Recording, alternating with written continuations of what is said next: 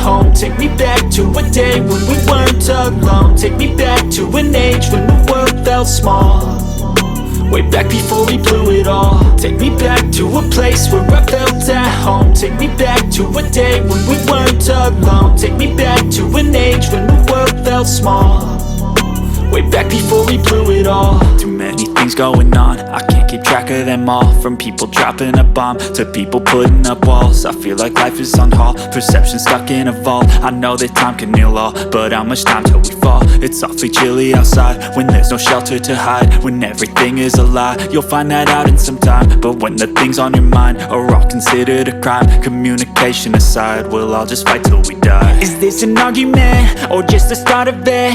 Either way, I don't wanna be a part of it. Can I just get some space? I don't have the heart for this. I can't be picking up the pieces, fixing scars from this. Is this an argument or just the start of it? I wanna drive away so I can be so far from it.